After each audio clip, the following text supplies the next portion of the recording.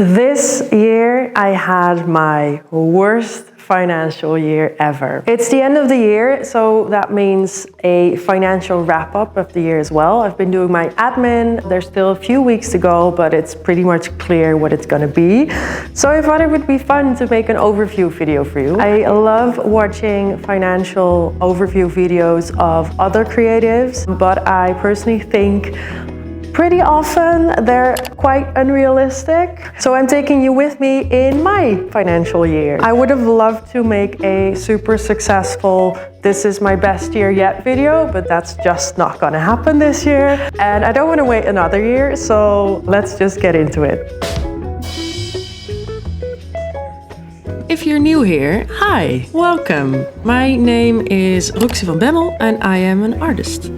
I graduated as a fashion designer. I started out as a fashion illustrator, and during COVID I painted more and more, and now I call myself a painter, a fine artist. On this channel I share my studio practice and my life as a full-time self-employed creative. My paintings are my therapy. There's a lot of self-portraits, they're colorful, they're brilliant in life, basically different versions of how I feel as I go through this thing called life. Since this is a finance video, my income is built up by a few different things. There's selling originals, there's prints, commission work, illustration work for clients, live event illustration, and teaching.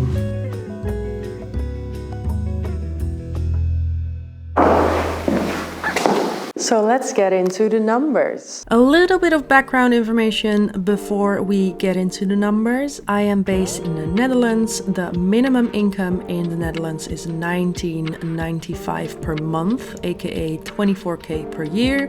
The average medium income is $2,600 per month and 40k per year. The first quarter started off really slow for me. I had January off because I was still working with my partner on the last renovations of our house. We moved in February, so it was kind of a busy start of the year life-wise. In that first quarter, I made 1,500 euros and I had 1,100 euros in expenses. Expenses for me include material, studio rent, and anything else that I need for my business. So it can be pretty much anything. It kind of varies. And I remember in this time, the rent was a little bit lower because we received back some gas money that we prepaid for, I guess. Second quarter, I made 4,900 euros. And my expenses were $2,550. That's a bit higher. That's because of the rent difference. I made a little bit more, but it's still way too little to cover my expenses. I remember this time being really bad. I had my personal financial crisis, as I call it, and I thought this will never go well ever again. So I pushed on a lot of acquisition for myself for client work, and that definitely delivered in the next quarter. In the next quarter, so we're in Q3 now, my income was 11,900 euros and my expenses were 3,550. My expenses were also a little bit higher because for some client jobs I had more expenses than usually. Maybe I did some framing in this quarter as well, I think so. Those expenses are in there as well. Basically, this whole quarter was earned in a month. So to compare that to the other months, it's insane. Like Q3 was insanely busy and there were a lot of different things going on as well. September is always my busiest month, but this one proved it again. So in Q4, that's the one we're in right now, I earned 3,000 euros and my expenses were 2,800. I moved to another studio this month, so my rent has gone up. And there were a lot of costs involved in actually making this studio space work. So that's why the expenses are also a bit more expensive. But yeah, that is not enough.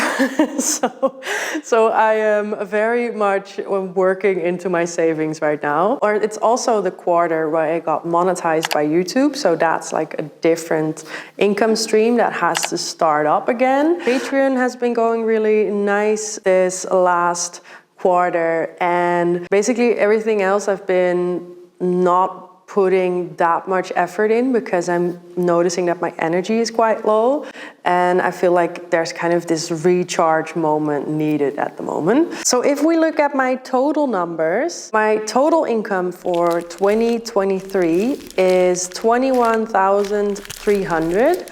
However, my expenses are 10,000 euros. Which is half. Because that is such a low income, I won't have to pay taxes on this. I will have to pay a sort of health insurance tax that everyone in the Netherlands has to pay. But last year, for example, that was around 1,000 euros. So I'm expecting it to be about 1,000 as well. So that's quite low. To compare it to 2022, in that year, I made about 30,000 euros and my costs were a little bit lower, I believe around 9,000 euros.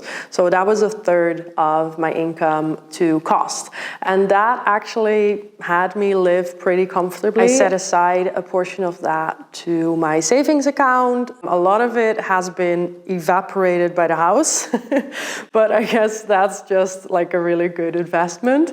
It's quite a bit lower this year than last year. So do I think this year was a failure? No, absolutely not. This year was incredibly busy with life in general. I keep forgetting, but the first month of the year I actually still had time off along with the last months of 2022 because me and my partner bought a house last year and we've been renovating it ourselves. I took time off for that and we are still working pretty much every weekend and a lot of evenings on the house. We're building a bathroom, a kitchen, insulation, plumbing, everything you can imagine the house has. We're doing that ourselves, so that takes up a lot of time. And I think we both underestimated how much energy that would cost us throughout the year. I absolutely noticed that lack of energy in the business side of my career. I just had less energy to go by. So for me, making personal work gives me energy and making client work in general costs me energy. So naturally, with less energy to go by, I spend more time on personal work because I just liked doing it more. I also invested a lot of time in YouTube and making videos, setting up a Patreon in June with online lessons. And I noticed that I get a lot of fulfillment from inspiring other people to be more creative and helping out other creatives. So even though the payout is pretty small at the moment, I really believe in that side of my business to grow. So I'm investing a lot of time to let it actually grow in the next year. Since last month, I've been monetized on YouTube. So the first 1.5 years, it was just investing the time and the work and the materials to get there. So now I can finally get something back, but it's still really little compared to client work, for example. So looking back, earning less hasn't actually made me live less. I still was able to do what I wanted to do. I'm always pretty frugal from that's just something that comes natural to me. I've always been that way. So I guess that could be different from someone else. But I noticed that I mostly splurge on space and on time. So I don't mind taking a few months off to focus on renovating a house, for example, or to focus on my personal work. Because I know I won't get paid at that moment, but I know it will also be worth the time that I put into it because it can let something else grow. I'd rather have quiet times to focus on something fully than just let everything going and work towards a burnout. I don't feel like this year I've had to say no to a lot of things, but I am at the moment cutting into my savings, which is not a comfortable feeling. So naturally that needs to build up next year. Okay, so in order to survive, pay my studio rent, pay my house and my living cost, I would need around 2,000 euros a month. and that would mean $24,000 a year, excluding taxes. I always get stressed out when I see that number, but I think it's really good to say it out loud because that would be like my minimum income next year. And it always works out. So how am I gonna get that together? I forgot to mention it in this shot, but the minimum income is actually not my goal. I want to set a goal of $36,000 a year for myself, and expenses will probably stay the same.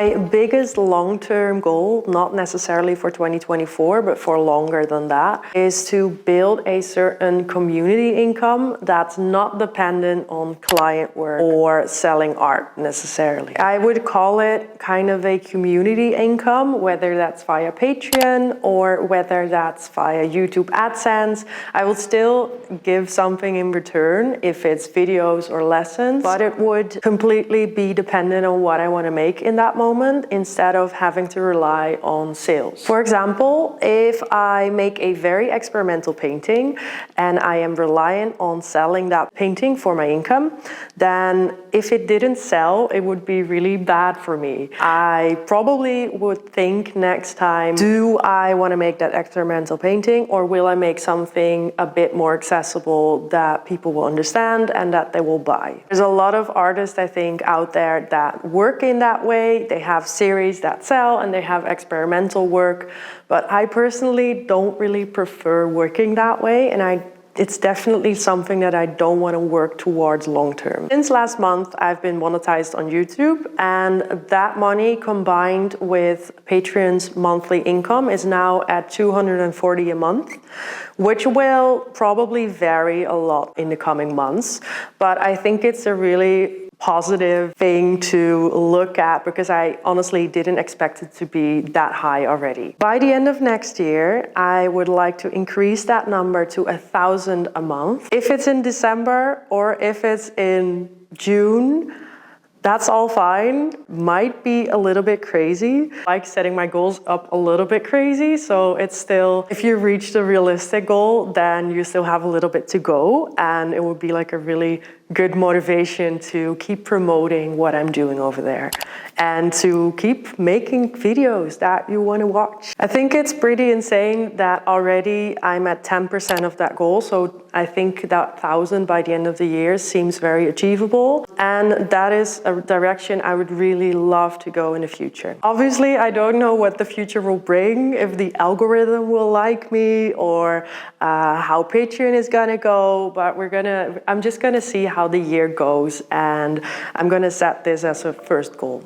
Another goal I have for next year is that I want to sell more original paintings. This year I sold a few original paintings, and that included a big one, and that was a first for me. So I really like to keep that going because I love seeing a painting going to their new home, and it just gives this really big fulfilling feeling, like that's what I want to do. I personally find it quite hard to break into the gallery world, so I think that I will just have to do that myself. I'm planning at least 2 shop updates next year, one with a big series of paintings like the ones you see behind me, and also another one with more affordable works on paper. We'll see what the next year brings creatively. I don't want to put any deadlines on that, but I think that's a really good start and definitely something to keep in mind by just keep promoting those paintings like they are actually for sale. They're not just